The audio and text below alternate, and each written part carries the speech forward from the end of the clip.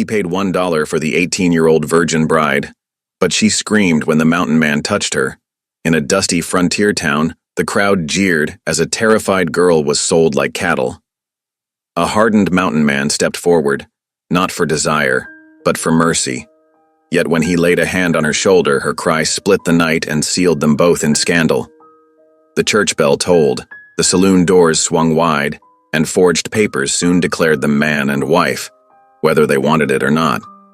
As the snow fell in the high country, whispers turned to threats, and the law itself rose against them. A girl with nothing but her voice, a man with nothing but his honor, caught between a drunkard's greed, a saloon owner's revenge, and a judge's corruption. But when the truth finally comes to light, only one question will remain. Can mercy and faith turn a bargain of shame into a covenant of love? Or will the frontier swallow them both? Every time I see your comments, I'm reminded how stories connect us across distances, backgrounds, and hearts. If values like respect, courage, and compassion still guide you, then you're part of this story too. The late afternoon sun cast long shadows across the Colorado mining town's muddy main street. A bitter wind whipped between the weathered buildings, carrying the scent of pine and wood smoke. Outside the Western Star Saloon, a crowd of townspeople huddled together, their breath forming clouds in the crisp November air of 1878. Their whispers and mutters grew as they gathered, spreading word of an unusual auction about to take place. "Ain't natural selling a person like that," an old prospector grumbled, tugging his threadbare coat tighter. The saloon's bat-wing doors crashed open. Out stumbled Jed Harper, his face flushed with whiskey and meanness. His meaty hand clamped around the arm of a slight young woman, dragging her onto the rough wooden platform that served as an impromptu auction block. Her thin calico dress offered little protection against the cold, and she trembled, whether from fear or chill, none could say. "Got something special for you boys today." Jed's voice boomed across the crowd. He yanked the girl forward, making her stumble. "My stepdaughter Amelia here, fresh as spring water and strong as a mountain pony. She can cook, clean, and work from sunup to sundown." He leered at the gathering. "And she's untouched if you catch my meaning." At the edge of the crowd, David Holt's jaw tightened. He'd come to town for supplies, not to witness such a spectacle. His weathered face, lined by 40 years of mountain winters, remained impassive, but his eyes burned with quiet fury as he watched the scene unfold. Amelia Harper kept her gaze fixed on her worn boots, her dark hair falling forward to hide her face. Her shoulders hunched as though trying to disappear into herself. When Jed shook her roughly, she swayed, but didn't make a sound. "Starting bid is $1, Jed announced. Who'll give me $1 for this fine young filly?" Coarse laughter rippled through the crowd. A few miners jangled coins in their pockets, eyeing the trembling girl with unhealthy interest. Someone wolf whistled, drawing more cruel chuckles. 50 cents, called out a gap-toothed ranch hand. 2 bits, another voice joined in. "Come on now," Jed growled. "She's worth more than that. Look at her, 18 years old, healthy as they come. Who will give me a proper bid?" David's hand moved to the silver dollar in his pocket, the last of his money until spring trading. He'd meant to use it for coffee and ammunition. But as he watched Amelia's shoulders shake, he knew he couldn't stand idle. $1. His deep voice cut through the jeers like a knife. The crowd fell silent, parting to stare at the mountain man. David stood straight and tall, his buckskins and beard marking him as different from the townfolk. His eyes never left Jed's face. Jed blinked in surprise, then recovered with a yellow-toothed grin. "Well now, looks like we got ourselves a real bid. $1 from the mountain man." He peered around the crowd. "Anyone want to go higher?" The silence stretched. The townspeople shifted uncomfortably, some looking away in shame, others still grinning at the spectacle. But none raised another bid. "Going once," Jed called out, swaying slightly. "Going twice." He paused dramatically. "Sold to the mountain man for $1. David stepped forward, fishing the silver coin from his pocket. It gleamed dully in the fading light as he tossed it to Jed, who snatched it from the air with surprising quickness. "She's yours now," Jed declared, giving Amelia a rough shove toward David. "Do what you want with her." David reached out slowly, intending to help Amelia keep her balance. His calloused hand had barely touched her arm when she jerked away with a piercing scream that echoed off the false fronts of the buildings. She stumbled backward, eyes wide with terror, seeing in David just another man who might hurt her. The crowd's reaction was immediate. Women clucked their tongues and whispered behind their hands. Men nudged each other, some laughing, others watching with predatory interest. To them, the transaction was clear. David had bought himself a bride, willing or not. "Steady now," David said softly, keeping his distance. His voice was gentle, like he'd use with a spooked horse. "I ain't gonna hurt you." Amelia pressed herself against the platform's railing as far from David as she could get. Her eyes darted around like a trapped animal's, seeking escape. But there was nowhere to go. The crowd hemmed them in on all sides. David took a slow step back, giving her space. He glanced toward the white steepled church at the end of the street, its windows catching the last rays of sunlight. "We're going to see the preacher," he announced, loud enough for everyone to hear. "Get this sorted proper like." Murmurs rippled through the crowd. Some nodded in approval while others looked disappointed that the entertainment was ending. Jed had already disappeared back into the saloon, clutching his silver dollar. "Miss Harper," David said quietly, "I know you're scared. But standing here ain't doing either of us any good. Will you walk with me to the church? I give you my word. I won't touch you or come near you unless you say it's all right." Amelia's eyes flickered between David and the church spire. She wrapped her arms around herself, still trembling. After a long moment, she gave a tiny nod. David stepped back, clearing a path through the crowd. "After you, miss." With halting steps, Amelia moved forward. The townspeople parted slowly, reluctant to let the drama end. David followed several paces behind her, his presence keeping the more forward men from reaching for her as she passed. The sun sank lower, painting the sky in shades of purple and gold. Amelia's fear was almost tangible in the gathering twilight as she made her way down the rutted street. Her steps were uneven, her shoulders rigid with tension. Every few yards she would glance back as if to make sure David was keeping his word about maintaining his distance. Behind them, the crowd began to disperse, though small groups lingered to gossip about what they'd witnessed. Their whispers followed David and Amelia down the street. "Never thought I'd see the mountain man take a wife. Poor girl, scared half to death. What's he planning to do with her? Least he's taking her to the preacher first." David ignored them all, his attention focused on the young woman ahead of him. Every line of her body spoke of terror and uncertainty. He'd seen that same look in the eyes of trapped animals, and it made his heart ache. But he kept his pace steady and his distance respectful, hoping his actions would begin to prove his words true. As they approached the church, the last rays of sun struck the cross atop the steeple, making it glow like a beacon in the deepening dusk. Amelia's steps slowed, then stopped completely at the foot of the church steps. She stood frozen, clutching her thin dress around her shoulders, fear warring with desperation on her face. David halted a respectful distance away. "The preacher's a good man," he said softly. "He'll help us figure out what's right." Amelia's voice, when it finally came, was barely a whisper. "Why did you do it?" "Because it wasn't right what was happening back there." David kept his voice gentle. "No person should be sold like cattle." A shudder ran through her slight frame. "But now you own me." "No, miss, I don't own you. No one should own another person. I just couldn't stand by and watch." He gestured toward the church door. "That's why we're here, to make sure you have a choice in what happens next." The church bell began to toll, marking the hour. Its deep tones echoed across the town, carrying with them both finality and hope. As the sound faded away, Amelia took a deep breath and climbed the first step toward the church door, her fear still evident but mixed now with something else. Perhaps the tiniest spark of hope that this strange mountain man might be different from the other men she'd known. The heavy wooden doors of the church groaned as David pushed them open. The sound echoed through the quiet sanctuary, causing Reverend Thomas to look up from his Bible. Near the altar, Widow Martha Talbot startled, nearly dropping the long matchstick she was using to light the evening lamps. "Mr. Holt?" The preacher's eyes widened as they moved from David to Amelia's trembling form in the doorway.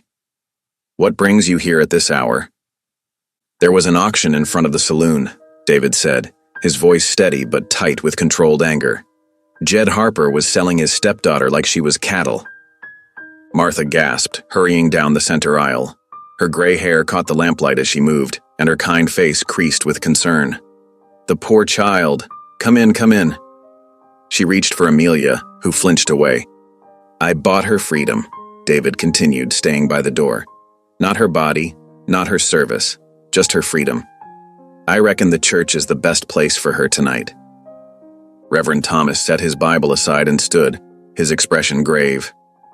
You did right, David, though I fear such an act might bring trouble. He glanced toward the windows, where shadows moved as townspeople pressed their faces against the glass, trying to see what was happening. Let them look, David said firmly. Maybe they'll learn something about doing what's right instead of what's easy. Amelia remained frozen in the doorway, her thin arms wrapped around herself.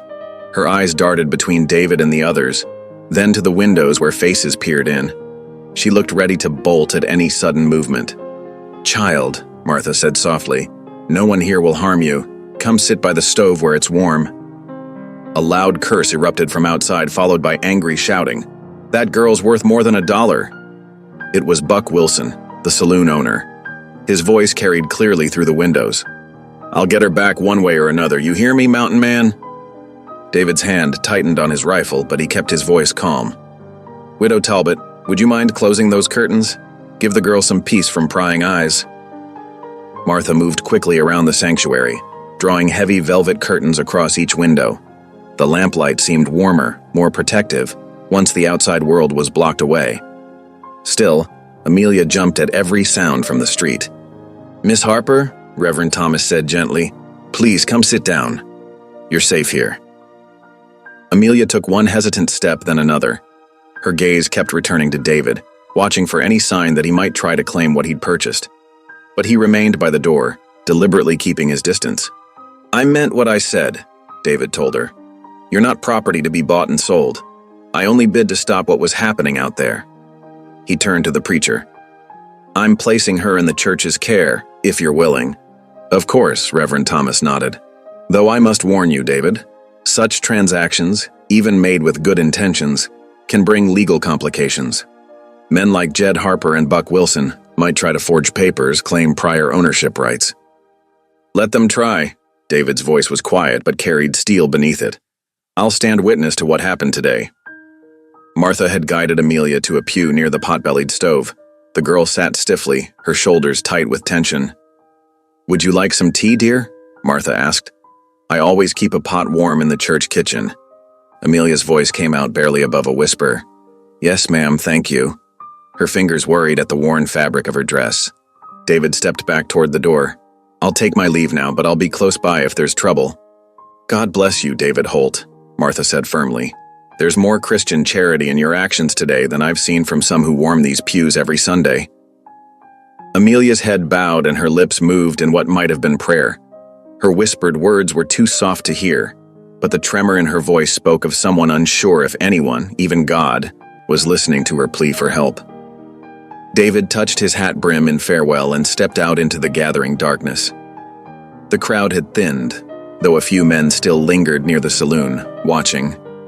He ignored their stares as he walked to where his horse was hitched. The leather of his saddle creaked as he removed his bedroll and other gear. He wouldn't be riding back to his cabin tonight, not with threats hanging in the air. Instead, he found a spot in the shadows of a large oak tree, where he could see both the church's front door and the road leading from the saloon. A lantern still burned in one of the church's windows, its light spilling out in a warm rectangle on the packed earth. Through the gap in the curtains, David could see Martha Talbot's figure moving back and forth, likely tending to Amelia. The sight eased something in his chest. The girl was in good hands. He settled his rifle across his knees, wrapped his coat tighter against the evening chill, and prepared for a long night.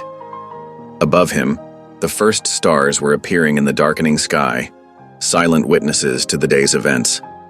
From the saloon came the sound of bitter laughter and angry voices, but David kept his attention on the church door, ready to defend the sanctuary he'd helped create.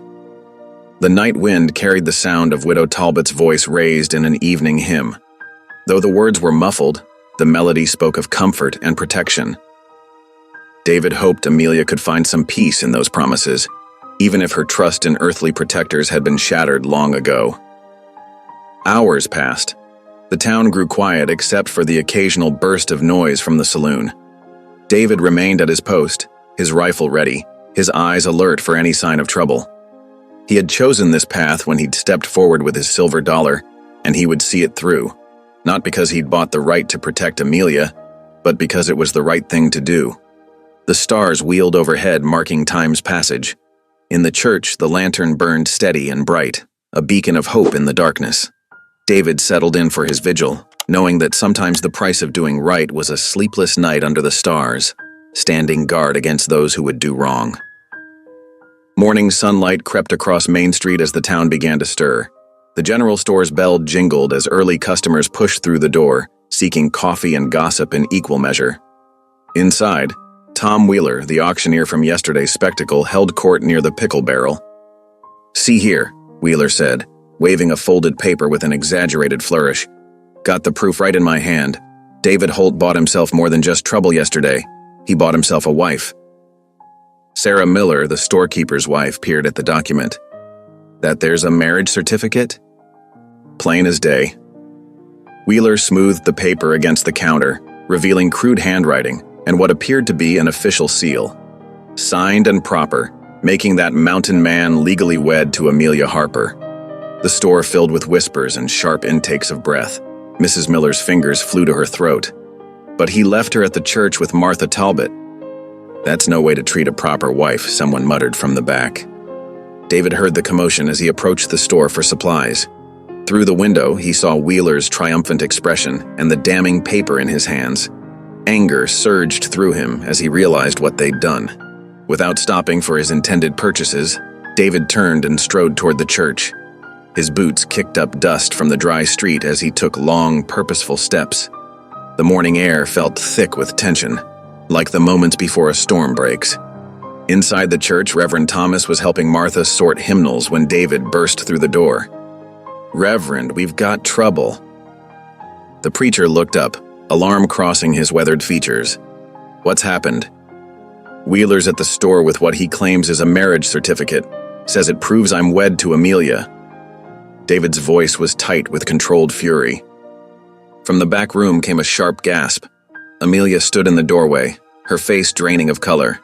She had been helping Martha with breakfast dishes, and now her hands trembled so badly she had to grip the doorframe to stay upright. "No," she whispered, then louder. "No, it's not true." Tears spilled down her cheeks as she slid to the floor. "I'll never be free of them, will I?" Martha hurried to the girl's side, wrapping a comforting arm around her shoulders. "There now, child. We won't let them hurt you." Reverend Thomas held out his hand. "David, fetch Wheeler and that paper. I need to see it myself." Before David could move, the church door banged open again. Buck Wilson, the saloon owner, strutted in with Wheeler close behind. Wilson's face was flushed with drink despite the early hour. "Well, well," Wilson sneered. "Hiding out in the Lord's house won't change what's legal." He snatched the paper from Wheeler and thrust it at the preacher. "See for yourself. The girl belongs to Holt now, and he's neglecting his husbandly duties by leaving her here." Reverend Thomas adjusted his spectacles and examined the document carefully. His frown deepened as he studied the writing and seal. "This type of forgery has torn communities apart before. I've seen it in other towns. False papers leading to violence and tragedy." The church bells began tolling noon, their sound heavy and ominous in the tense air. Wilson's face darkened. "Forgery, is it? Then I demand the girl be released into my custody until this matter's settled. The town needs to see justice done." "Justice?" David's quiet voice carried dangerous undertones. He moved to stand between Wilson and where Amelia huddled with Martha. "There's no justice in treating a human being like property." "She'll remain here," Reverend Thomas said firmly, "under the church's protection until the truth of this document can be verified." Wilson jabbed a finger at David's chest. "You've got no right to keep her from her rightful husband, whether that's you or someone else who's willing to pay proper price." The argument drew more townspeople. They filtered into the church, taking sides with muttered comments and angry gestures.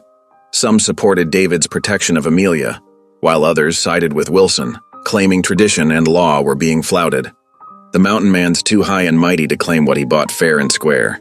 It ain't right treating the girl like cattle. Someone needs to teach Holt his place. The shouting grew louder until a new voice cut through the chaos. "Hey, somebody owes me a drink." Jed Harper, Amelia's stepfather, stood swaying in the doorway. His bloodshot eyes swept the crowd as he grinned nastily. "Sold her twice now, didn't I? That's worth celebrating." The admission sparked fresh outrage. Several men lunged for Harper, while others tried to push toward Amelia. The crowd surged and swayed, threatening to erupt into violence. David caught Martha's eye and gave a slight nod toward the back door. The widow understood immediately. While the mob's attention was focused on Harper, she helped Amelia to her feet and guided her toward the rear of the church. "This way," David murmured, following them. "Quick and quiet now." They slipped out through the back door into the church garden. David's horse stood waiting, along with a smaller mare Martha sometimes rode to visit shut-ins. "Can you ride?" David asked Amelia softly. She nodded, though her hands still shook. "My mama taught me before." "That's good enough." He helped her mount the mare, making sure she was secure in the saddle. "Mrs. Talbot, I'm taking her to my cabin until this settles. Will you tell the Reverend?" "God be with you both," Martha whispered, pressing a small bundle of food into his hands. "I'll make sure he knows." David swung onto his own horse just as shouts erupted from inside the church. The mob had discovered their absence. Without waiting to see what would happen next, he urged his horse forward, Amelia following close behind on the mare. They rode west, away from town and toward the mountains that rose blue and massive against the horizon. David set a careful pace, watching to make sure Amelia could keep up. Her face was pale but determined as she gripped the reins, and she didn't look back at the town they were leaving behind. The sun began its slow descent as they climbed higher into the foothills. Pine trees cast long shadows across their path, and the air grew cooler with elevation. Still, they pushed on, David leading them along game trails and shortcuts only a mountain man would know. From below came the faint sound of hoofbeats, riders from town, no doubt, following their trail. But David knew these mountains like his own heartbeat, and he guided them along routes that would confuse and discourage pursuit. Dusk was settling over the land when they finally broke through the trees into a small clearing. David's cabin stood solid and weathered against the darkening sky, a thin curl of smoke rising from its chimney. Martha must have sent word to his friend Jim to prepare for their arrival. The town lay far below them now, its lights beginning to twinkle in the growing darkness. David helped Amelia dismount, steadying her when her legs trembled from the long ride. "It's not much," he said, gesturing to the cabin, "but you'll be safe here until we can prove that paper's a lie." Amelia looked at the cabin, then back down the mountain toward the town that had tried to sell her twice. For the first time that day, her voice held a hint of steel beneath its softness. "Thank you," she whispered, "for not being what they said you were."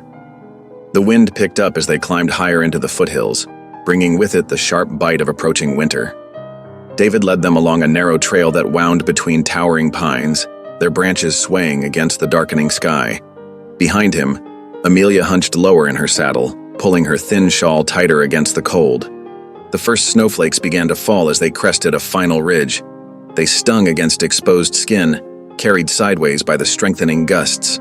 David's line shack sat nestled in a small clearing ahead, its weathered logs almost invisible against the gathering gloom. A thin trail of smoke rose from the stone chimney, confirming that Martha's message had reached Jim in time to prepare for their arrival. "We'll stable the horses in the lean-to," David called over his shoulder, his voice nearly lost in the wind. "Storm's coming fast."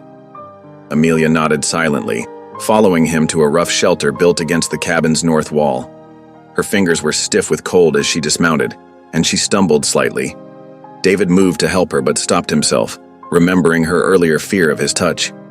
"Take your time," he said instead, keeping his distance as he began unsaddling his own mount. "The horses need proper care before we can go inside." Working separately but in parallel, they removed saddles and bridles, rubbed down the horses with handfuls of dry grass, and made sure both animals had access to the hay Jim had thoughtfully stacked in the corner. By the time they finished, snow was falling steadily, and the wind had grown fierce enough to rattle the lean-to's boards. David shouldered their saddlebags and led the way to the cabin's door. He paused with his hand on the latch, turning to Amelia. "It ain't much," he said quietly. "Just one room, but it's solid and it's warm." The door creaked open, revealing a space that was indeed small but meticulously maintained. A stone hearth dominated one wall, its fire already built up and burning bright. A rough-hewn bed stood in one corner, covered with a faded quilt. A shelf held a few books, including a well-worn Bible, while hooks along the walls supported cooking pots and tools. A small table with 2 chairs sat near the hearth, and a rocking chair faced the fire. Amelia stood just inside the doorway, arms wrapped around herself, taking in every detail with quick, nervous glances. Her gaze lingered longest on the single bed, and her shoulders tensed visibly. David set their bags down and moved to stoke the fire, deliberately keeping space between them. "The bed's yours," he said matter-of-factly, not looking at her. "I'll make my place here by the hearth." He pulled a thick blanket from a chest and spread it on the floor, well away from the bed. The gesture seemed to ease some of Amelia's tension, though she remained standing by the door, uncertain. "There's stew keeping warm in that pot," David continued, still focused on his tasks. "Jim must have left it. You should eat something before you rest." Amelia shook her head slightly. I'm not hungry." Her voice was barely above a whisper. David nodded, accepting her refusal without argument. He moved about the cabin with quiet efficiency, hanging their snow-dampened outer clothes near the fire to dry, setting out extra blankets, checking the window shutters against the growing storm. All the while, he kept his movements slow and predictable, like someone trying not to startle a wild creature. The wind howled outside, making the cabin's logs creak. Amelia jumped at a particularly loud gust, then seemed to make a decision. She moved cautiously to the bed, still wearing her dress, and sat on its edge. Her eyes never left David as he continued his evening routine. As the night deepened, David settled onto his blanket near the hearth. The firelight cast dancing shadows on the walls, and the storm's fury made the small cabin feel like a ship at sea. He stared into the flames, his weathered face thoughtful, occasionally moving his lips in silent prayer. His thoughts drifted to Sarah, his wife of barely 2 years, taken by mountain fever so long ago. The memory of her gentle spirit had kept him alone all these years, unwilling to risk his heart again. Now here he was, sharing his space with another wounded soul, trying to prove that not all men were monsters. Eventually, exhaustion overcame Amelia's wariness. She lay down fully clothed atop the quilt, still wrapped in her shawl. Her breathing gradually steadied into the rhythm of sleep, though even then her face remained troubled, her body curled tight as if protecting herself from unseen threats. David added another log to the fire and settled back onto his makeshift bed. The storm raged on through the night, but inside the cabin, an uneasy peace held steady. Dawn arrived with surprising gentleness. The storm had blown itself out, leaving behind a world transformed by fresh snow. Sunlight sparkled through frost-covered windows as David quietly began his morning routine. The sound and smell of bacon sizzling in the cast-iron skillet finally roused Amelia. She sat up slowly, disoriented for a moment before memory returned. Her eyes found David by the hearth, where he was carefully turning strips of bacon and setting out 2 tin plates. "Morning," he said quietly, not turning around. "There's water in the basin if you'd like to wash up. Breakfast'll be ready soon." Amelia hesitated, then rose and moved to the wash basin. She splashed cold water on her face and smoothed her hair as best she could, all while keeping David in her peripheral vision. When she finished, she stood awkwardly, unsure where to place herself. "You can sit," David said, gesturing to the table with his free hand. "Got bacon here, and some biscuits Jim left. They'll still be good warmed up." This time, Amelia accepted. She sat gingerly in one of the chairs, watching as David served up the food. He placed a plate before her, then took his own seat on the opposite side of the table, leaving plenty of space between them. She ate slowly at first, then with increasing appetite as hunger overcame caution. David focused on his own plate, not rushing her or trying to make conversation. Outside, morning light filtered through pine branches, casting dappled patterns across the snow-covered ground. Finally, Amelia set down her fork. She drew a deep breath as if gathering courage, then asked the question that had clearly been weighing on her mind. "Why did you do it? Why did you buy me?" David looked up, meeting her eyes directly for the first time since they'd arrived at the cabin. His face was serious, his voice quiet but firm. "To stop them. Nothing more. Nothing less."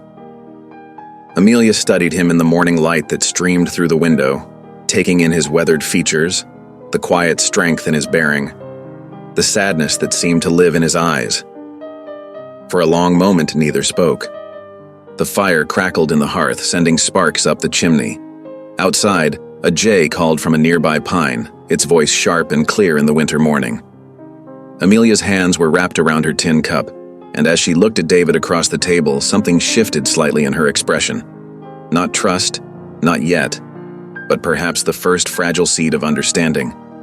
She saw truth in his words, in the careful distance he maintained, in the simple respect he showed by giving her space and choice.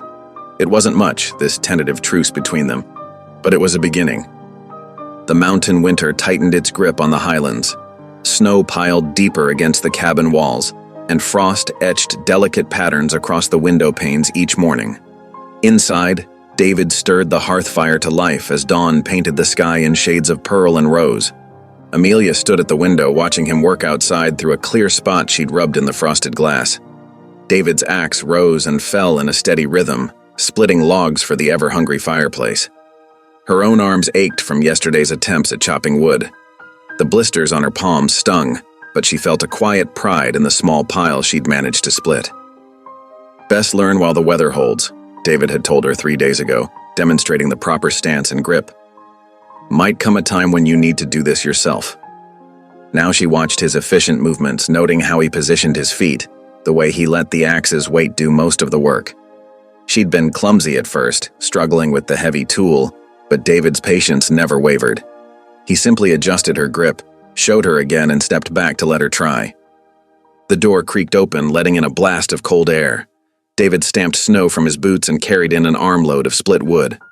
"Storm's coming," he said, stacking the logs near the hearth. "Reckon it's time you learned about setting snares." Amelia pulled on the thick wool coat David had given her, his spare, worn soft with age. Outside, the air bit at her cheeks as they trudged through knee-deep snow.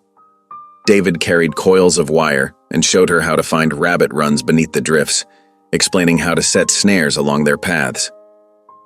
"Animals get desperate when snow's deep," he explained, demonstrating how to secure the wire. "They'll use the same trails over and over. That's when we can catch them easiest." Her fingers fumbled with the wire, but gradually she learned to tie the loops that would help keep them fed. David watched her work, offering quiet corrections when needed. The physical activity and focus on survival skills helped keep darker thoughts at bay, though they never fully left her. Later that afternoon, David brought out 2 pairs of snowshoes. "Can't always stay close to the cabin," he said, showing her how to strap them on. "Need to know how to move through deep snow if trouble comes." Amelia's first steps were awkward, and she fell more than once. But something about the challenge sparked determination in her.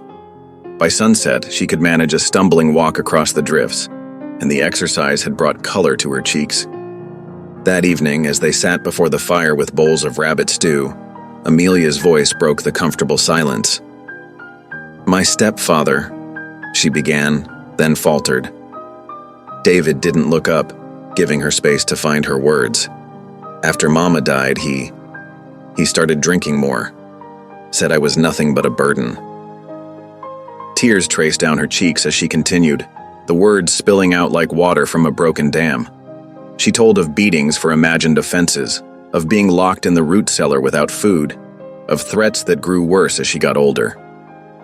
David listened in silence, his jaw clenched tight, but he offered no empty words of comfort. His steady presence was enough, someone to witness her pain without judgment or false promises. Days passed, falling into a rhythm of work and learning.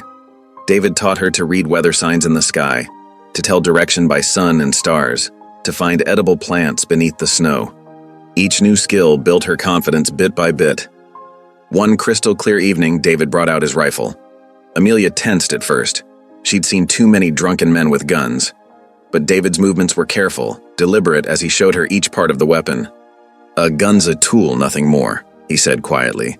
"Like an axe or a plow, can hurt or help, depending on who holds it." He demonstrated how to load the cartridges, how to sight along the barrel.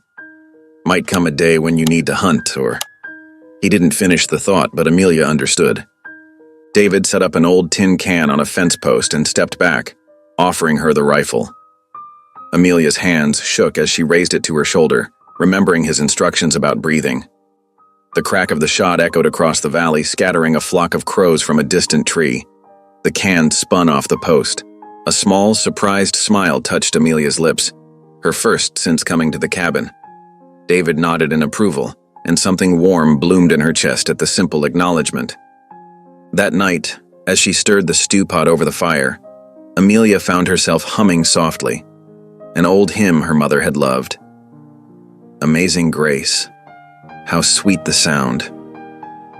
The familiar melody brought comfort rather than pain for the first time in years. David looked up from where he was mending a pair of boots but said nothing. The hymn filled the cabin's warm air, mixing with the snap and crackle of the fire. Later, Amelia stood in the cabin's doorway, watching snow sift down through the darkening air. The valley stretched away below, peaceful under its white blanket. The skills David had taught her filled her with a new sense of capability. She was no longer helpless, no longer purely at the mercy of others. "Maybe," she whispered to the falling snow, "maybe God hasn't forgotten me after all." The words surprised her. She hadn't meant to speak them aloud, but they felt true in a way prayer hadn't for a long time. David's quiet footsteps approached behind her, and he placed another log on the fire without comment. But his presence reinforced her growing certainty that here, in this remote cabin with this silent, steady man, she had found something like sanctuary. The snow continued to fall, and Amelia remained in the doorway, watching the darkness deepen over the white landscape. For the first time in years, she felt something like peace settle over her spirit, as gentle as the snow drifting down from the winter sky. Back in the mining town, winter's chill couldn't match the cold fury brewing in men's hearts. The barber shop buzzed with heated debate one frosty morning, steam rising from hot towels as voices rose in argument. "Ain't natural a man taking a girl up to them mountains," declared Tom Wheeler, the livery stable owner, from beneath his hot towel. "Reckon that's plain kidnapping." The barber, old Pete Wilson, paused with his razor held aloft. "Now hold on there. I seen that mountain man David Holt trade fare at my shop for years. Always honest, pays in full. Man like that don't turn criminal overnight." "Then why'd he rush her out of town?" demanded another customer, shifting in his chair. "Honest men don't need to hide." "Hide?"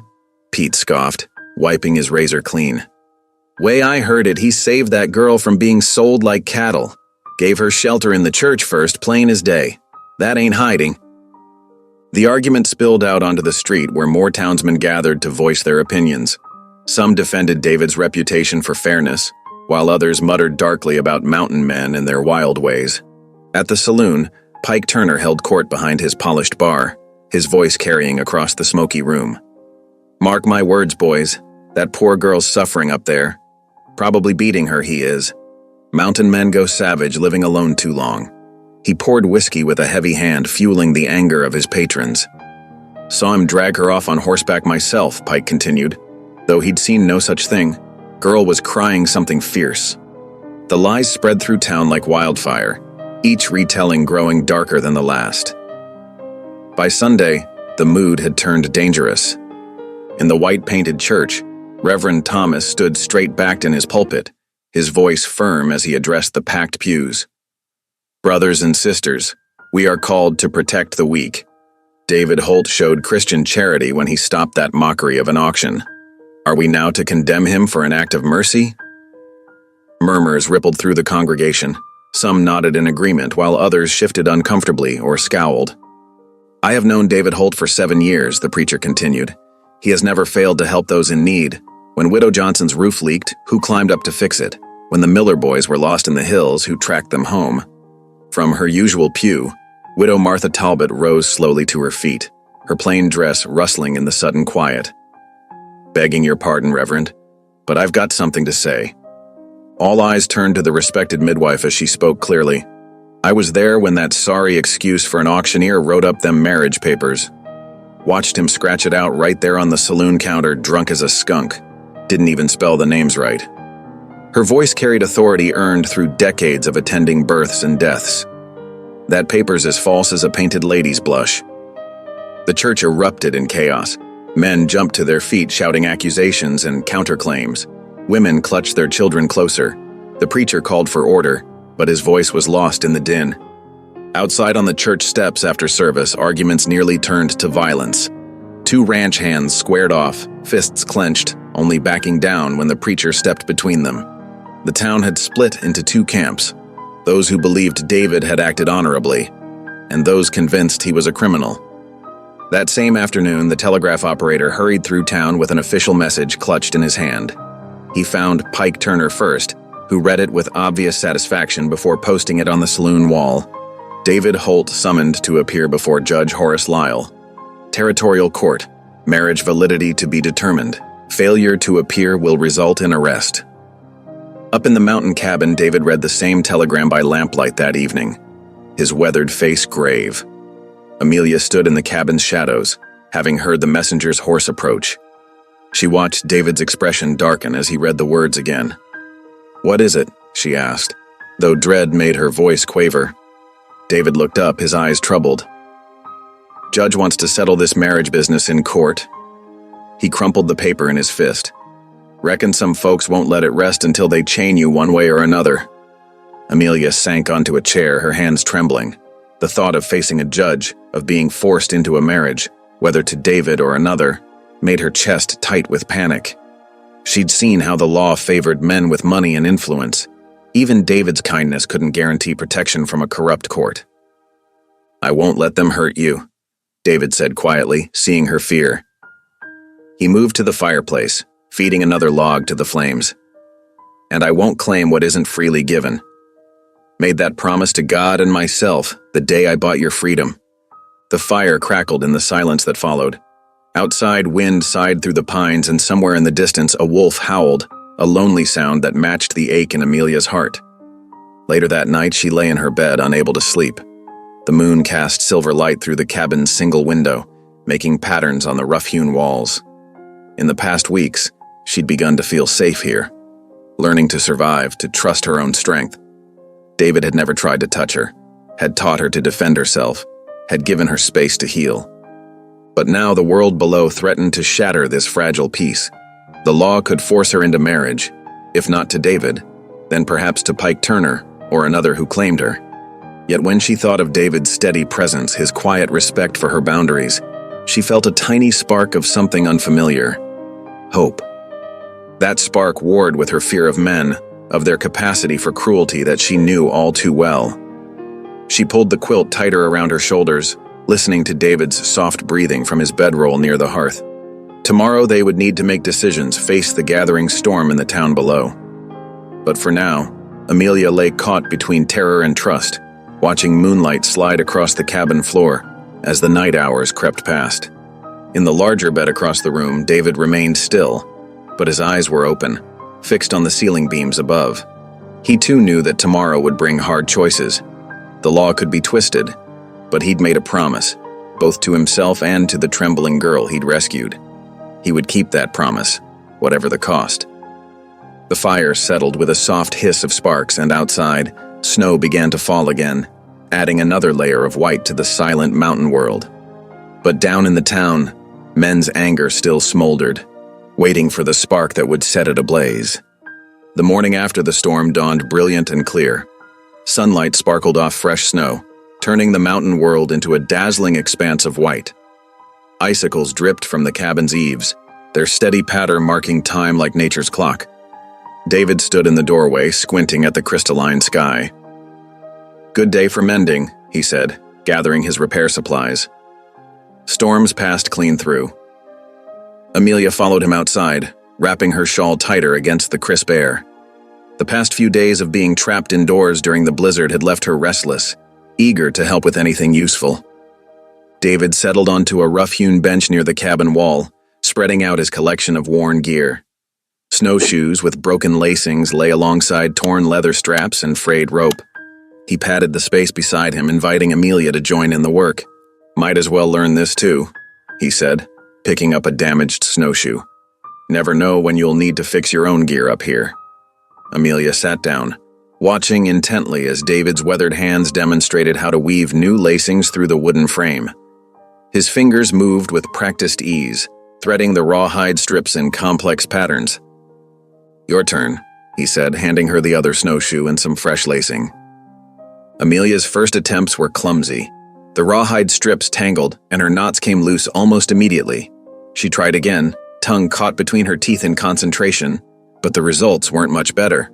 "Oh," she exclaimed as another knot slipped free, undoing her careful work. Before she could stop herself, a small laugh escaped her lips, bright and unexpected as birdsong. The sound startled her, and she clapped a hand over her mouth, eyes wide. David looked up from his own work, a smile crinkling the corners of his eyes. He chuckled, deep and warm, and suddenly the morning air filled with their shared laughter. The sound echoed off the snow-covered pines, making the cold mountain seem less lonely. Amelia's hands dropped to her lap, still holding the tangled lacing. I can't remember the last time I laughed," she said softly. "Not since I was little, before Mama died and Pa remarried." Her voice caught on the memories. "Stepfather said proper girls shouldn't laugh, said it was unseemly." David's hand stilled on his work. "Ain't nothing unseemly about joy," he said quietly. "Bible itself says there's a time to laugh." They worked in companionable silence for a while, the sun climbing higher overhead. Amelia's fingers gradually grew more confident with the lacings, though she still made plenty of mistakes.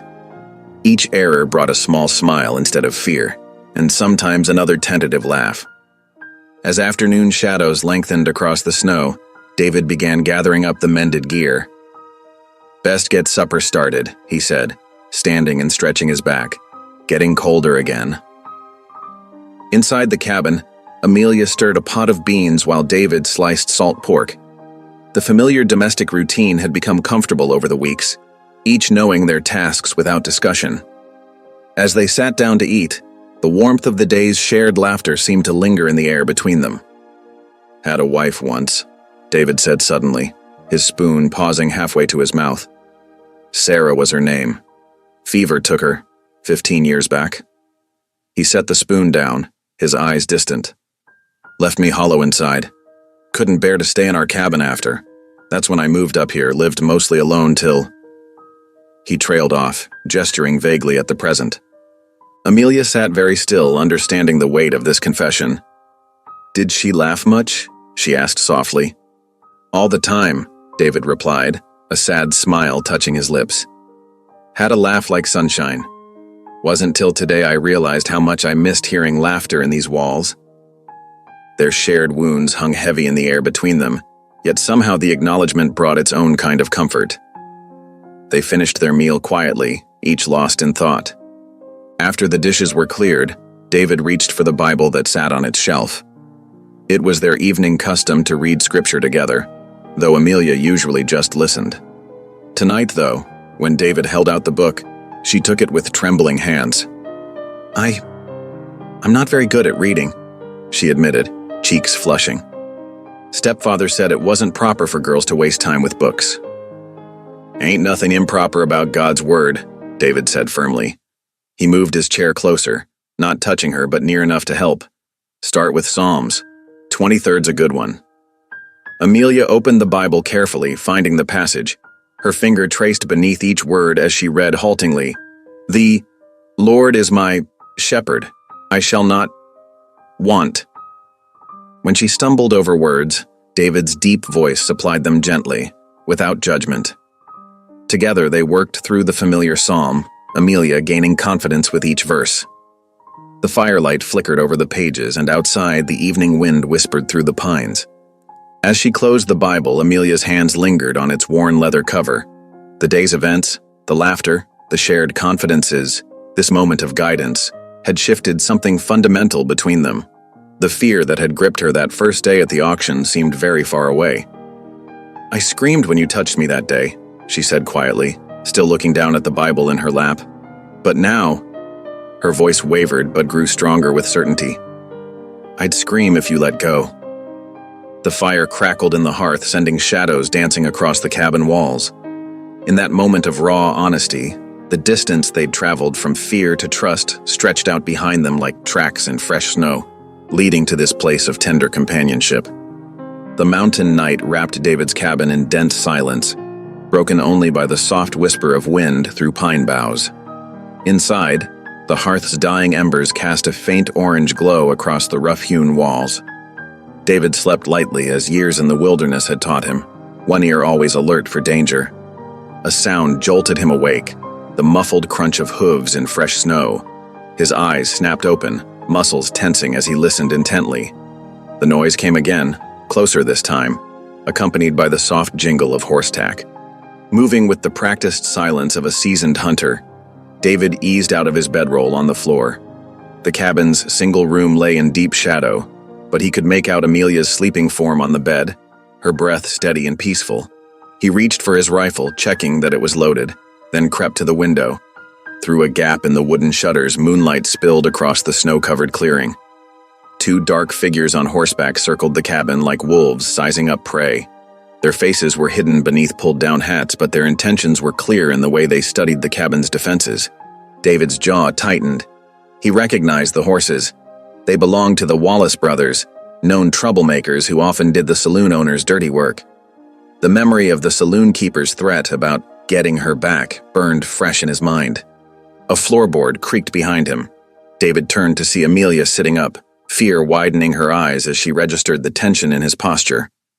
He pressed a finger to his lips, then motioned for her to move behind the stone hearth where she'd be better protected. She slipped from the bed silently, bare feet careful on the wooden floor, and pressed herself against the rough stones. Her hands trembled as she pulled her shawl tighter around her shoulders, but her chin was set with determination. Outside, the horses drew closer. Bootsteps crunched in the snow. They'd dismounted. David's finger settled on the rifle's trigger as he tracked their movement through the shutters. One man crept toward the door while the other circled toward the back window. The door handle rattled. David's voice cut through the darkness like steel. "I reckon you boys best think twice about what you're fixing to do." A pause, then a harsh laugh. "Ain't asking permission, old man. Hand over the girl, and maybe we won't burn this shack down around your ears." "Last warning," David replied evenly. "Next words'll come from my rifle." The reply was a sharp crack as someone kicked the door. David's rifle barked in response, the shot deliberately high. Orange sparks scattered across the snow where the bullet struck a rock near the intruder's feet. The kick at the door stopped abruptly. "Next one won't miss," David called out. The steady sureness in his voice belied the rapid beating of his heart. He couldn't see the second man anymore. Had he circled behind the cabin? A window pane shattered in the rear wall. David spun, rifle raised, but whoever had broken it stayed low, out of sight. The first man used the distraction to slam against the door again, wood splintering around the latch. David's second shot rang out, closer this time. A yelp of pain suggested he'd at least grazed one of them. Hurried footsteps crunched away through the snow, followed by the sounds of men scrambling onto horses. "This ain't over," one voice shouted. The thunder of hooves faded into the darkness, leaving behind a silence that seemed to ring in their ears. David kept his rifle trained on the door, listening intently until he was certain the riders were truly gone. Only then did he lower the weapon and turn to check on Amelia. She huddled behind the hearth, shawl clutched tight around her shoulders, trembling but unharmed. Their eyes met in the darkness. No words were needed. They both knew this attack would not be the last. "Try to rest," David said softly. "I'll keep watch till dawn." But sleep was impossible now. Amelia built up the fire while David secured the broken window with a spare board. They sat together in silence as the hours crept by, jumping at every sound from the forest beyond the cabin walls. When dawn finally broke, they ventured outside to survey the scene. Fresh hoofprints marked the snow where the riders had circled, along with bootprints near the door and window. David studied the tracks grimly. They led back toward town just as he'd suspected. "We can't hide up here much longer," he said, straightening up from his examination of the prints. "They'll keep coming, and next time might bring more men." He turned to Amelia, his weathered face serious. "The law's gonna force our hand soon enough anyway with that court summons." Better to face it on our terms than theirs. Amelia nodded, her face pale but resolved in the early morning light. They returned inside and began gathering supplies for the journey. Dried meat, hard bread, extra ammunition. David helped Amelia layer on her warmest clothes, wool stockings, heavy skirt, thick coat. He wrapped his spare muffler around her neck himself, his rough hands gentle as he tucked it secure. Before they left, Amelia knelt on the cabin floor. Her voice trembled at first, but grew stronger as she prayed aloud. Lord, give us strength for what's coming. Guide our path through this valley of shadows. Help us stand firm in your truth when men would twist it to evil ends. David stood listening, his own head bowed in respect. The simple faith in her words humbled him, reminding him of Sarah's prayers long ago. After a moment, he knelt beside Amelia, adding his own silent petitions to hers. When they finished praying, they stepped out into the gray morning. The sky hung low and heavy, promising more snow. David helped Amelia mount his horse, then swung up behind her. The animal plodded forward, picking its way carefully through the deep drifts. As they descended the mountain trail, David felt Amelia's tension in how rigidly she held herself. He knew she was thinking of the town that lay ahead, the suspicious faces, the wagging tongues, the men who would try to claim authority over her fate. But there was steel in her spine now that hadn't been there when he'd first brought her up this same trail. The horse's hooves made steady tracks through the pristine snow, marking their path down toward whatever justice or judgment awaited them in the valley below. Behind them, David's cabin grew smaller against the mountainside, a lonely outpost in the vast wilderness. Ahead, heavy clouds threatened, but they rode on together, knowing they could no longer hide from what must be faced. 2 days after fleeing the mountain cabin, David and Amelia rode into town under a pale winter sun. Their journey had been slow and careful, taking shelter in abandoned barns when the wind grew too bitter. Now, as they approached the courthouse, exhaustion showed in their slumped shoulders and drawn faces. The courthouse steps were already crowded with townsfolk despite the early hour. Women in wool shawls huddled together, whispering behind gloved hands. Men in heavy coats stomped their boots against the cold, their breath forming clouds in the frosty air. All eyes turned to watch as David helped Amelia down from the horse. "Stay close," David murmured, placing himself between her and the muttering crowd. His hand rested protectively on her back as they climbed the wooden steps. Inside, the courtroom buzzed with tension. Rough benches groaned under the weight of what seemed like half the town. The air was thick with wood smoke from the pot-bellied stove, and the sour smell of unwashed bodies packed too close together. Judge Horace Lyle sat behind his elevated desk, his jowly face already flushed from the flask he kept in his desk drawer. His small eyes gleamed with satisfaction as David and Amelia entered. He had a reputation throughout the territory for taking bribes, and the way he smirked at the saloon owner suggested today would be no different. "Order in this court," Lyle called out, banging his gavel more for show than necessity. The crowd settled, though the undercurrent of whispers continued. The auctioneer was called first, strutting to the front like a preening rooster. From his coat pocket he produced a folded paper with flourish. "The marriage certificate, Your Honor. Signed and witnessed proper-like on the day of sale." David's jaw tightened as the judge examined the document. Even from where he sat, the crude forgery was obvious. The ink too fresh, the paper too clean for something supposedly signed weeks ago. "Everything appears to be in order," Judge Lyle declared, though he had barely glanced at it.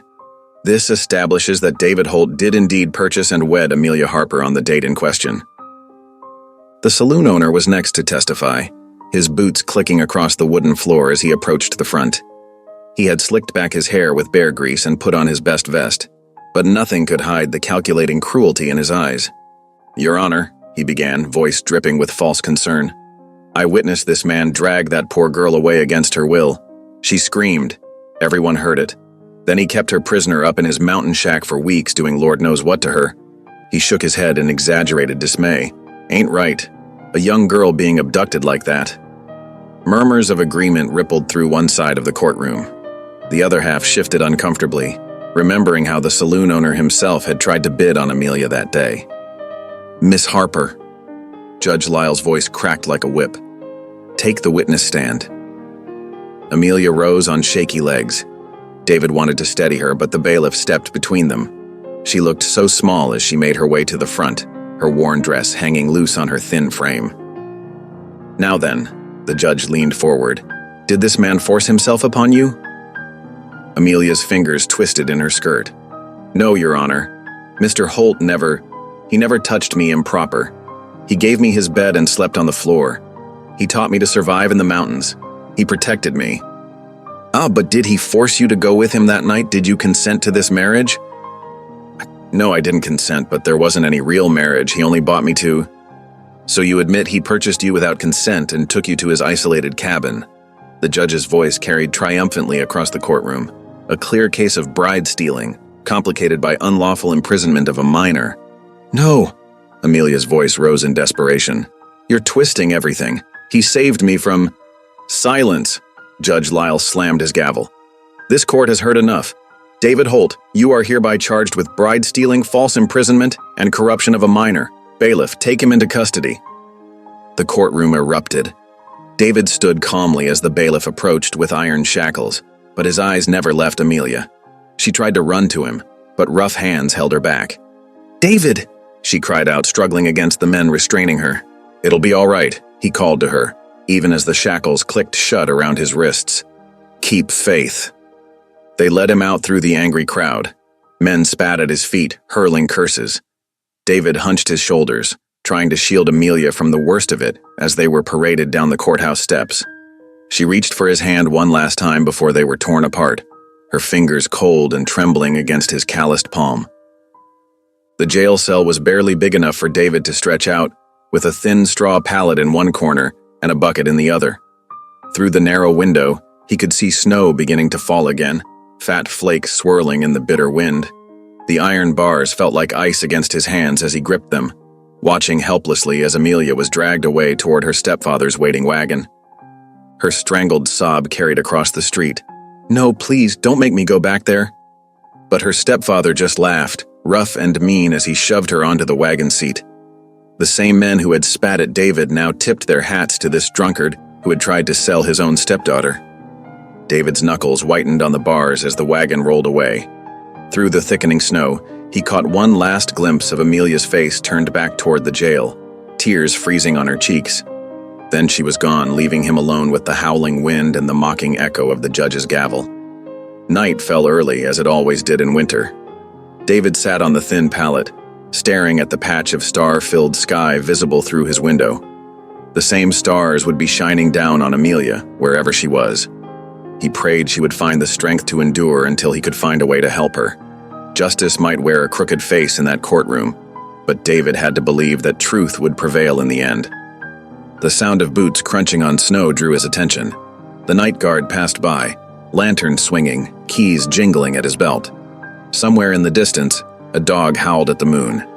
And in his cold cell, David Holt kept his vigil, watching the snow fall through iron bars, his thoughts never straying far from the girl who had learned to trust him, only to be thrust back into the very danger he had tried to save her from. The wooden floorboards creaked beneath Amelia's feet as she huddled in the corner of her stepfather's shack. Night had fallen hours ago, but sleep remained a distant hope. The familiar stench of cheap whiskey filled the one-room dwelling, mixed with wood smoke from the dying fire. Her stepfather sprawled in his chair by the hearth, bottle dangling from his limp fingers. His snores rattled like wagon wheels on rough ground. Empty bottles littered the floor around him. He had spent what little money remained from selling her the first time. "Worth more'n $1, he had slurred earlier, jabbing a finger in her direction. "Gonna get me a whole case of whiskey next time. Maybe that saloon keeper'll pay proper now." Amelia pulled her thin blanket tighter, trying to stop her trembling. The temperature had dropped sharply after sunset, and bitter wind whistled through gaps in the wallboards. Her breath came out in visible puffs in the frigid air. In the darkness, she closed her eyes and remembered David's lessons. His steady voice seemed to whisper in her ear, "Breathe slow and deep, like you're lining up a shot. Fear's natural, but don't let it rule you." She practiced now, drawing air in through her nose and releasing it slowly through her mouth. The familiar exercise helped calm her racing heart, just as it had when David first taught her to handle his rifle. A log shifted in the fireplace, sending up a shower of sparks. Her stepfather grunted and shifted in his chair. The bottle slipped from his fingers, clattering on the floor. He didn't wake. Amelia's gaze moved to the door. She had barred it earlier, but she knew from bitter experience that wouldn't stop him once he roused himself. Soon he would wake, angry and thirsty, looking to trade the only thing of value he had left, her. "You're stronger than you know," David had told her one evening as they sat by his cabin fire. "God didn't give you a spirit of fear, but of power and love and self-control." Drawing those words close like armor, Amelia rose silently from her corner. Her cloak hung by the door, and she eased it off its peg without a sound.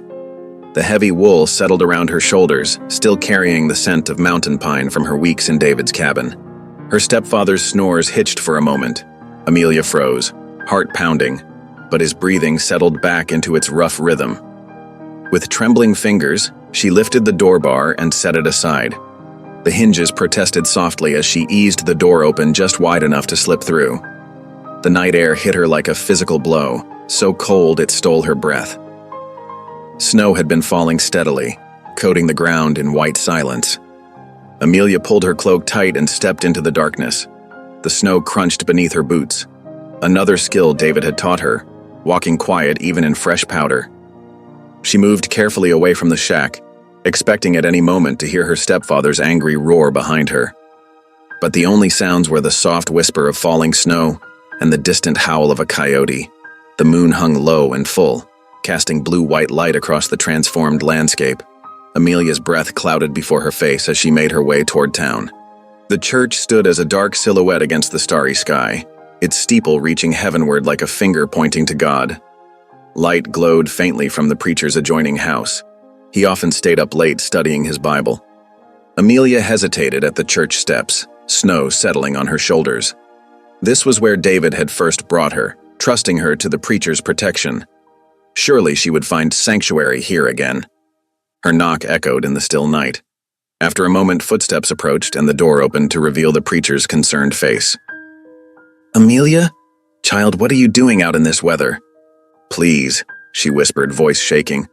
"I can't go back there, he'll sell me again. He said so himself." The preacher's face creased with sympathy and worry. He ushered her inside, where a fire still burned in his study hearth. Amelia held her hands out to the warmth, feeling returning to her frozen fingers in painful tingles. "I want to help you," the preacher said, settling into his chair.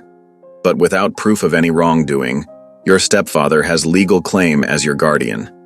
The law gives him that right." "The law?" Amelia's voice cracked. "The law let him sell me like cattle.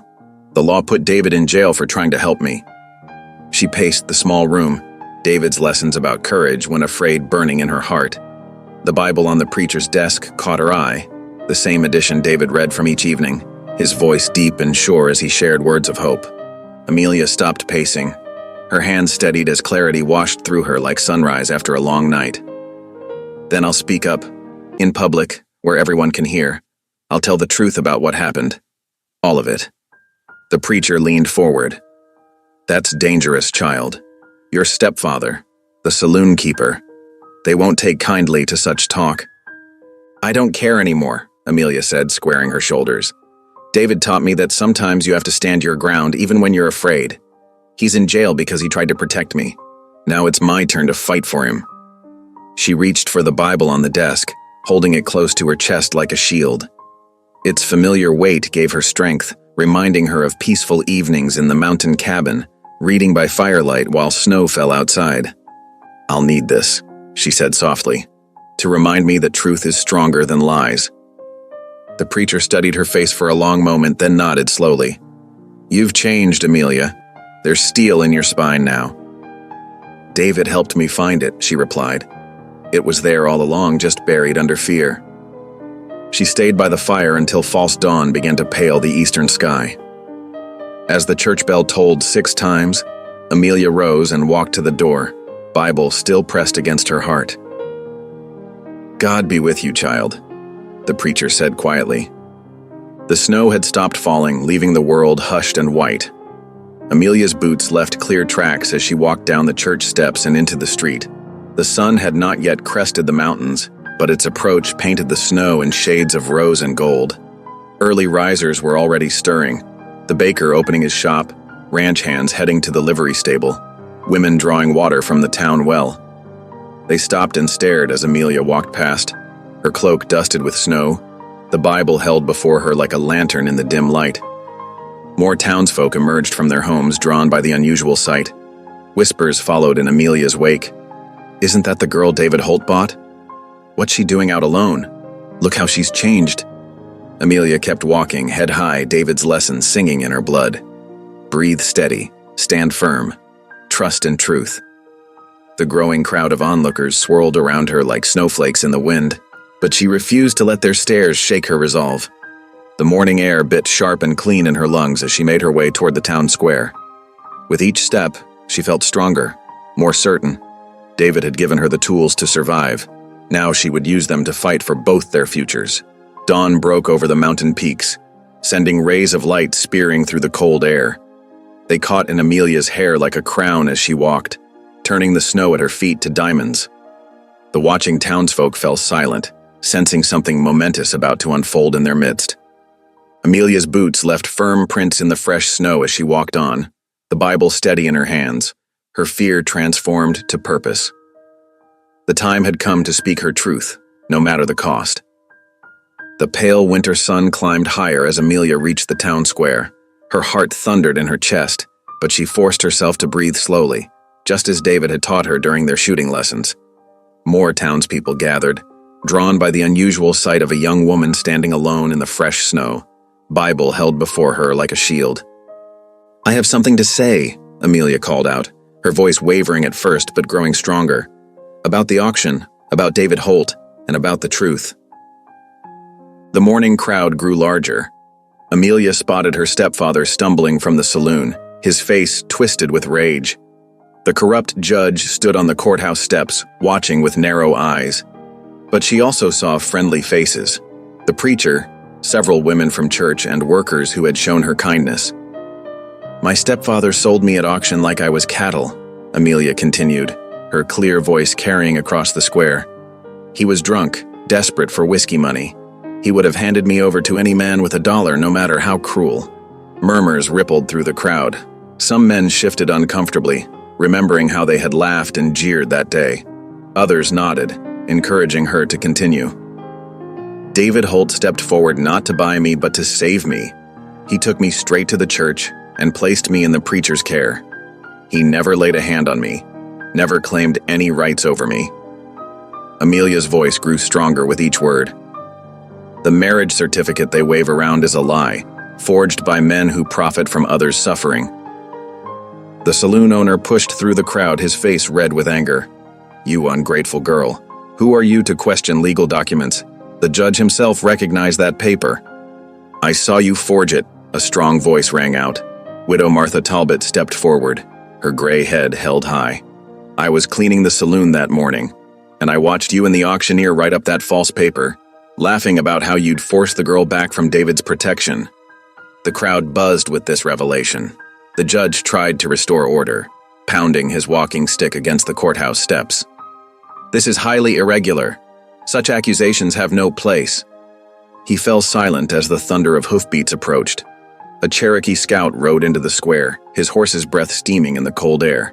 He dismounted smoothly, nodding respectfully to the gathering.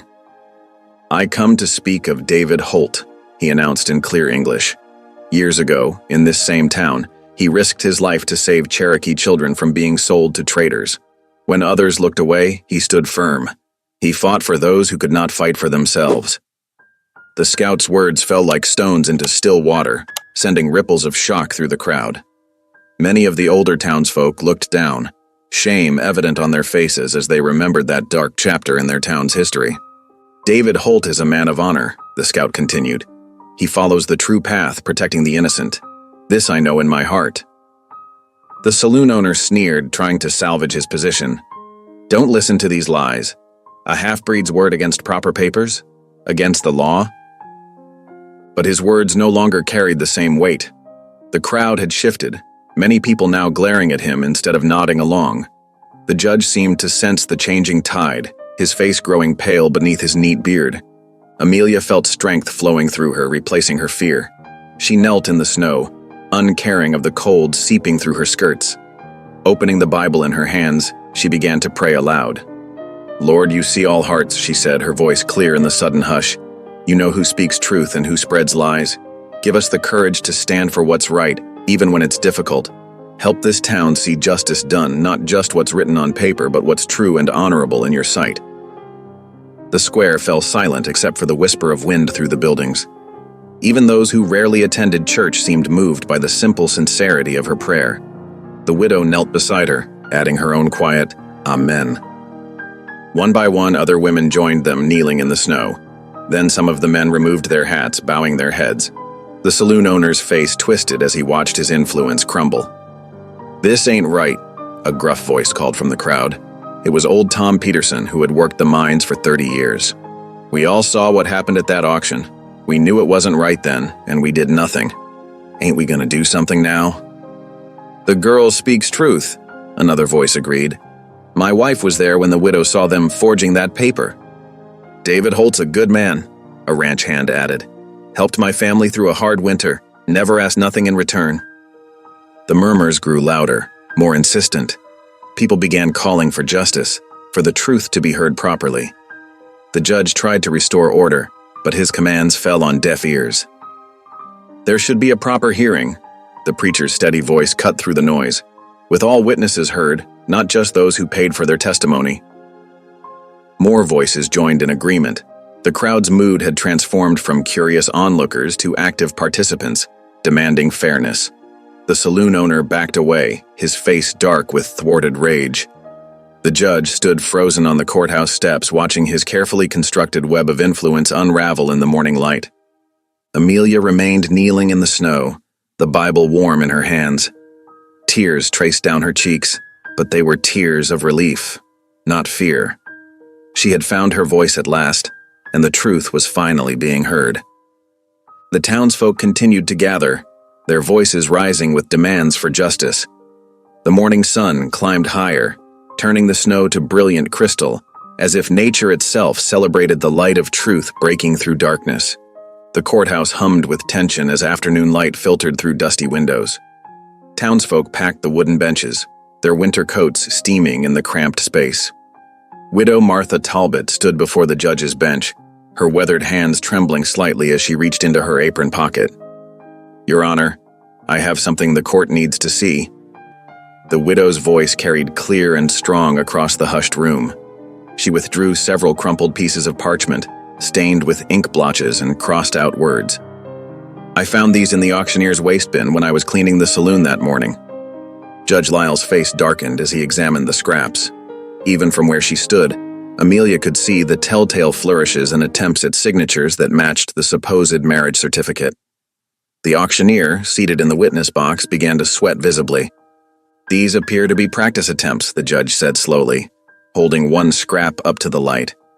"At forging a marriage certificate."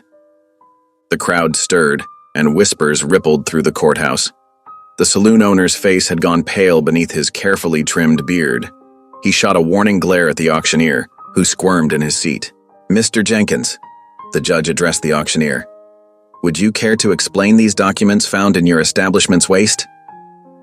The auctioneer tugged at his collar, eyes darting between the judge and the saloon owner. The weight of dozens of stares pressed upon him. Finally, his shoulders sagged. "I was paid to do it," he admitted, voice barely above a whisper. $50 to forge the certificate, make it look real official-like." A gasp went up from the crowd. The saloon owner leaped to his feet, face purpling with rage. "You yellow-bellied coward," he roared. "After all I've done for you." "Order!" Judge Lyle's gavel crashed down. "Mr. Pike, control yourself or be removed from this court." But the saloon owner was beyond control. He jabbed a finger toward the auctioneer, then at David, who sat in chains near the front. "You'll all pay for this. I've got friends in high places. This ain't over." He stormed toward the door, boots thundering on the wooden floor. At the threshold, he turned back, eyes blazing. "Mark my words, nobody crosses me and prospers long in this territory." The courthouse door slammed behind him, rattling the windows. In the ringing silence that followed, all eyes turned to Judge Lyle. The judge's face had grown ashen as he studied the evidence before him. He could no longer ignore the truth, not with so many witnesses and the damning scraps of forged documents. In light of this new evidence, he pronounced carefully, and the testimony we have heard today, this court has no choice but to declare the supposed marriage certificate between David Holt and Amelia Harper a forgery, and therefore null and void. He paused, clearing his throat. Furthermore, Mr. Holt is to be released immediately. All charges dropped. Relief swept through the courthouse like a fresh wind. The bailiff stepped forward with keys jangling, and the iron chains fell away from David's wrists. He rubbed the reddened skin where the manacles had chafed, his weathered face showing more weariness than triumph. The preacher stood, his voice carrying across the murmuring crowd. Let all witness how truth has come to light today. The Lord's justice may work slowly, but it works surely. The innocent are freed, and those who plotted against them stand exposed. David rose slowly to his feet. Sunlight streaming through the courthouse windows caught his face as he turned toward the doors. There, on the steps outside, Amelia waited.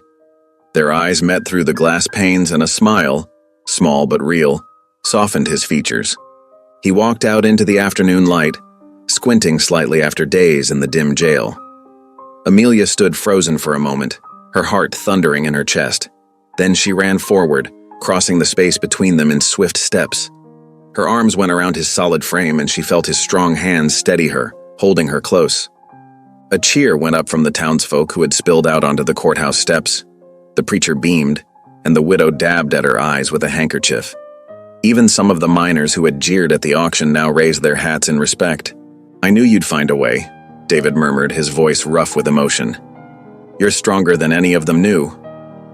We both are, Amelia replied softly, not caring who saw her tears of joy. God helped me find my voice, and good people stood with us. The afternoon sun painted the scene in golden light, but on the western horizon, dark clouds were gathering over the mountains. Far down the muddy street, the saloon owner mounted his horse, his face twisted with barely contained fury.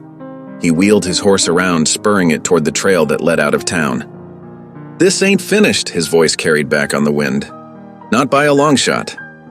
But his threat seemed hollow now, swept away by the crisp mountain air. The townsfolk gathered closer, offering handshakes to David and kind words to Amelia. The widow stepped forward with a basket of fresh bread and preserves. The preacher spoke of holding a Thanksgiving service. Children darted between the adults, their laughter bright in the afternoon air. David kept one arm protectively around Amelia's shoulders as they accepted the town's good wishes. She stood straight and proud beside him, no longer the frightened girl from the auction platform. The truth had broken their chains, setting them both free to face whatever storms might gather on the horizon. Storm clouds continued to mass over the mountains, their dark shapes rolling and building against the sky. But here in town, the afternoon sun still shone bright and warm, gleaming off the courthouse windows and touching each face with gold. The sound of the saloon owner's horse had faded away, leaving only the hopeful murmur of neighbors speaking together, planning for better days ahead. Evening shadows stretched long across the snow-dusted trail as David and Amelia mounted their horse for the journey home. The courthouse victory still hung fresh in their minds, though neither felt the need to speak of it. David settled into the saddle first, then reached down to help Amelia up behind him. She took his hand without hesitation now, settling against his back as naturally as if she'd done it 1,000 times before. The horse's hooves crunched steadily through the fresh powder, creating a soothing rhythm that matched their quiet thoughts. Delicate snowflakes began to drift down from the pewter sky, catching on their coats and melting against warm skin. The forest around them stood sentinel, pine boughs heavy with white, sheltering their path home. Amelia wrapped her arms more securely around David's middle, grateful for his solid warmth against the chill. She watched their breath cloud in the winter air, mixing with the horse's steamy snorts. The peaceful silence between them felt right, like a prayer without words. As they climbed higher into the foothills, the snowfall thickened. David guided their mount carefully along the familiar trail, though drifts were already filling in their tracks from town. The afternoon light was fading fast, but neither felt anxious. They knew where they were headed now in more ways than one.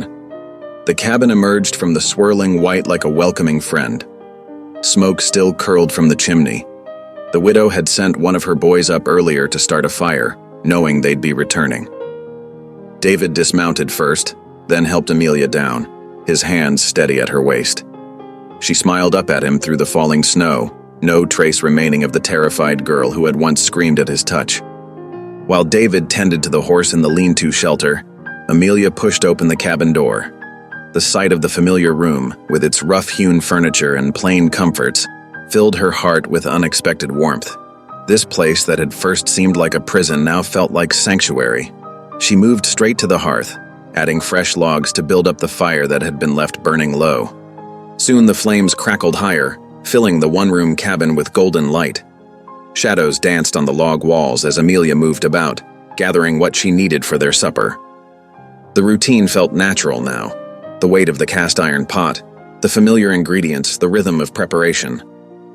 She began to hum softly as she worked, an old hymn her mother had sung when Amelia was small.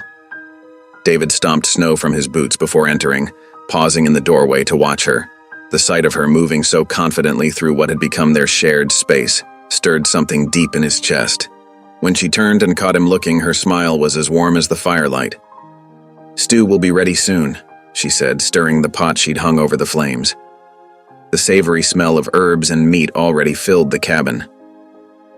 "Much obliged," David replied, his voice rough with more than just the cold. "For everything." Amelia paused in her work, really looking at him. The firelight caught the silver threading through his dark hair, the weathered lines of his face, the gentleness in his eyes that she'd come to trust completely.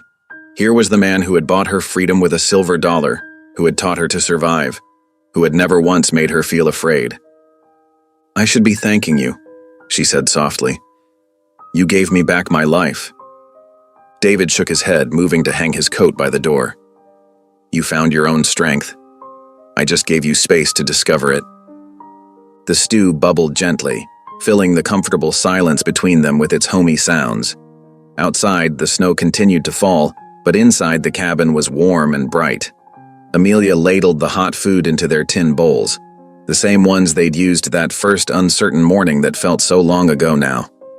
They sat in their usual places, David in the chair he'd built himself, Amelia on the wooden stool near the fire. The familiar routine felt different tonight, though, weighted with all that had happened. David bowed his head over his bowl. "Thank you, Lord, for this food," he said simply, "and for bringing truth to light." "Amen," Amelia whispered. They ate in companionable quiet, listening to the pop and crackle of the fire, the soft howl of wind around the cabin's corners. When the bowls were empty, neither moved right away, content to sit in the warmth and peace of the moment. Finally, Amelia rose to clear away the dishes. As she worked, she could feel David's eyes following her movements, could sense the words he was gathering courage to speak. "What happens now?"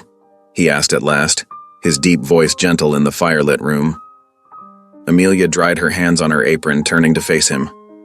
"Now we pray," she said simply. "Together." Understanding moved across David's weathered features. Without another word, he rose and came to kneel beside her near the hearth. The flames painted everything in shades of gold as they bowed their heads. "Dear Lord," Amelia began, her voice steady and clear, "we thank you for your deliverance, for bringing justice when all seemed lost, for giving us strength to face our fears, for leading us to this place of safety. Thank you for sending her," David added softly, "for teaching this old mountain man about trust and mercy all over again."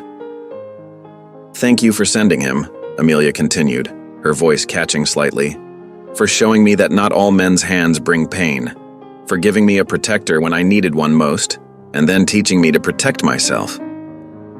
Their simple prayers rose with the smoke up the chimney, carried on the winter wind into the vast Colorado night.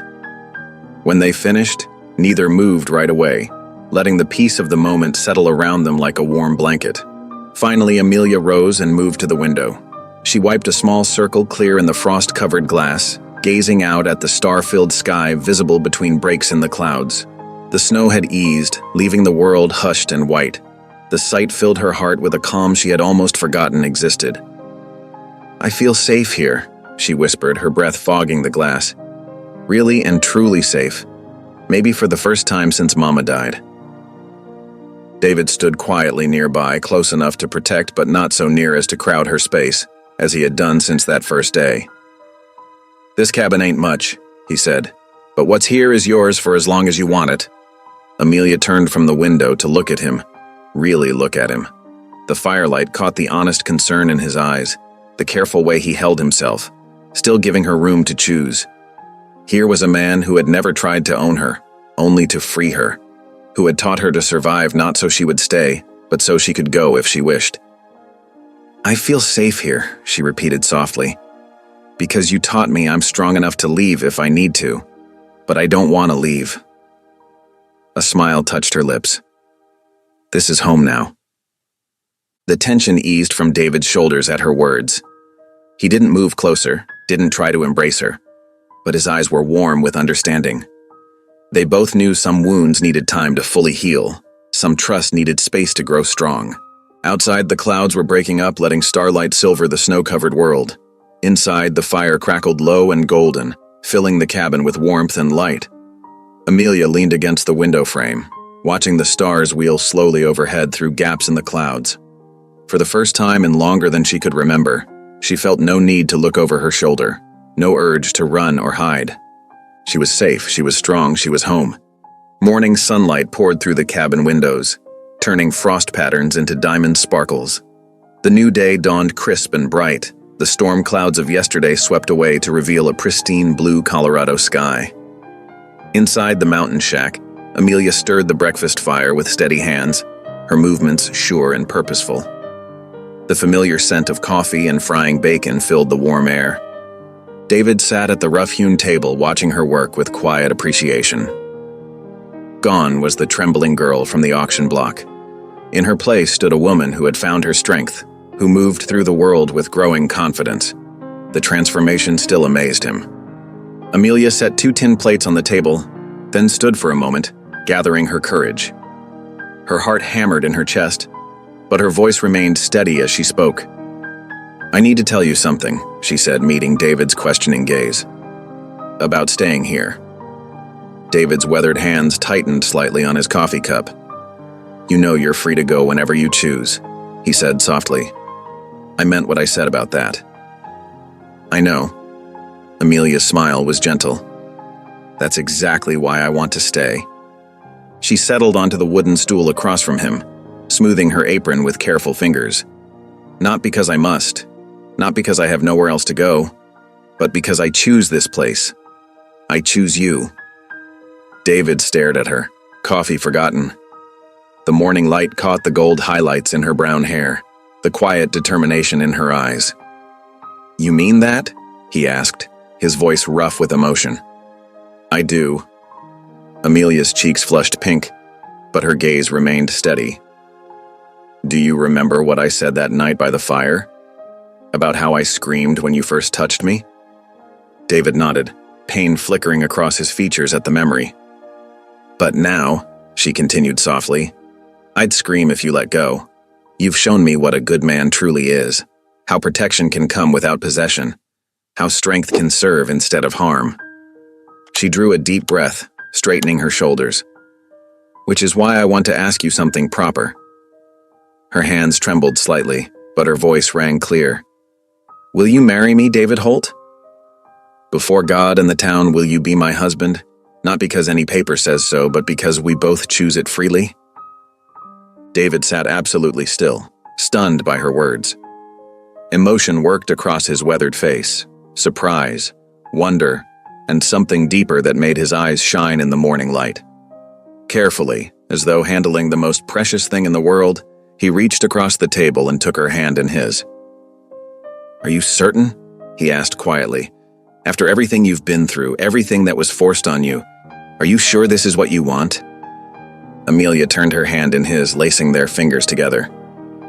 "I've never been more sure," she said. "You gave me back my voice, my strength, my ability to choose. Now I'm choosing you."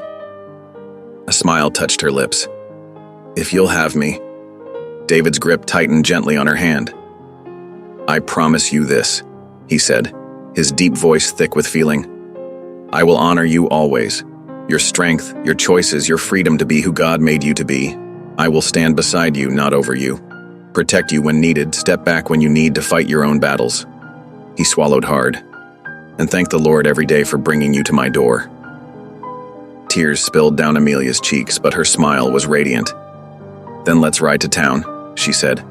"Let's do this proper, in the light of day, with witnesses to see we choose each other freely." They finished their breakfast quickly, both too full of anticipation to linger over the food. Amelia changed into her best dress, the one the widow had given her weeks ago, while David saddled the horse. The morning air was crisp and clean as they set out, the snow crunching beneath the horse's hooves. The ride to town felt different than all the times before. No fear shadowed their path now, no threats waited in the wings. The winter sunshine sparkled on untouched snow, and Amelia's arms were warm around David's waist as they rode double. As they approached the town, they saw people going about their morning business, the general store opening its doors, women hanging wash despite the cold, children carrying water from the well. But something had shifted in how the townsfolk looked at them. The suspicious glares and whispered gossip had been replaced with warm greetings and respectful nods. "Morning, Miss Amelia." "Mr. Holt," called the blacksmith's wife, waving from her porch. The barber tipped his hat as they passed. "Fine day for a ride," he said, smiling. Even the miners tramping toward the hills with their equipment offered friendly waves. The town that had once been divided by their story now seemed united in acceptance of their truth. They dismounted in front of the church where the morning sun painted the weathered boards with golden light. David helped Amelia down from the horse, his touch gentle but sure. Together they climbed the steps to the church door. Inside, they found the preacher arranging hymnals for Sunday service. He looked up at their entrance, a knowing smile crossing his face as he took in their expressions. "Well now," he said warmly, "I've been wondering when you two would come to see me proper." Amelia stepped forward, her head high. "We want to be married," she said clearly, "not because of any forged paper or forced arrangement, but because we choose each other, freely and before God." The preacher's smile deepened. "That's the only kind of marriage worth having," he said.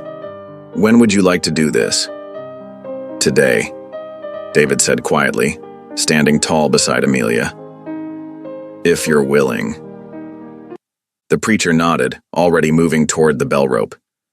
"I reckon we can gather some witnesses quick enough. Town's been waiting for this day, whether they knew it or not." As if to prove his words, the widow who had helped expose the forged marriage certificate appeared in the doorway. "I heard voices," she said, beaming at the couple. "Are we finally making this official?" More townspeople began appearing as the preacher rang the church bell, its clear tones carrying across the morning air. The general store owner and his wife hurried over. The blacksmith wiped his hands on his apron and called to his children to come quick. Even the telegraph operator left his post to join the growing crowd. "Best polish up them bells proper," the preacher said to his son. "We've got a real wedding to announce today." As the boy scrambled up to clean the bells, Amelia turned to David. Standing in the church's golden light, surrounded by the community that had finally embraced their truth, she felt peace settle deep in her soul. This was right. This was real. This was the choice she had earned the freedom to make. David's eyes met hers, full of wonder and devotion. His hand found hers, strong and gentle all at once. Together they watched the townspeople gather, ready to witness their proper beginning. The church bells gleamed in the winter sunshine, waiting to ring out their joy to the Colorado hills. Snow drifted like delicate lace through the winter morning as townspeople filed into the church. The wooden pews creaked beneath heavy coats, and Sunday best as the preacher took his place at the altar. His voice carried clear and strong through the hushed sanctuary. "We gather today to witness God's providence," he began. "Through trials and darkness, His mercy lights the way. Today we celebrate a covenant of love, born not of force, but of free hearts choosing each other." Widow Martha Talbot stood proudly beside Amelia at the church doors. Together they began the walk down the narrow aisle, pine boughs and ribbons marking their path. Amelia's eyes never wavered from David, who waited at the altar. He stood straight and tall in his freshly brushed coat, his face clean-shaven and full of wonder. Their vows were simple, spoken from hearts that had learned to trust again. "I choose you," they each said, voices steady and sure. Before God and these witnesses, I freely give myself to you. When the preacher pronounced them husband and wife, the church bells pealed joyfully across the snow-hushed town. Cheers erupted from the pews as tears sparkled on weather-worn faces. Children darted around the couple as they stepped outside, tossing fragrant pine sprigs into the air with delighted laughter. The Cherokee scout, standing apart from the crowd, inclined his head in solemn blessing of their union. Amelia's fingers interlaced firmly with David's as they walked into the snowy street, no longer alone, but embraced by the whole community. Golden lamplight spilled from the mountain shack's windows as David and Amelia returned home that evening. The newly fallen snow crunched beneath their boots as they crossed the threshold together. Inside, the cabin glowed with warmth and welcome. Amelia stirred a pot of rich stew while David sliced fresh bread. They shared quiet smiles across the table, their simple supper made sweeter by joy. Laughter came easily now, filling the once lonely cabin with life. Rising from the table, Amelia took her small leather Bible from her bundle. With gentle reverence, she placed it next to David's weathered one on the shelf. 2 Bibles side by side, a picture of their lives now joined as one. They settled before the crackling fire, peace settling around them like a warm blanket. The last traces of fear had melted away between them. Through the cabin walls came the soft whisper of falling snow and the distant song of wolves in the hills. David's voice broke as he prayed, "Lord, thank you for second chances." Amelia nestled against his shoulder, her words soft but sure. "You bought me that day, but you never owned me. You gave me back to myself. Now I give myself to you." The fire popped and sparked, bathing them in its gentle glow as they began their new life together. Thank you for listening. Stories connect us in the most unexpected ways. If you felt that spark today, make sure you're subscribed. I share a new one daily, and the next might change your day.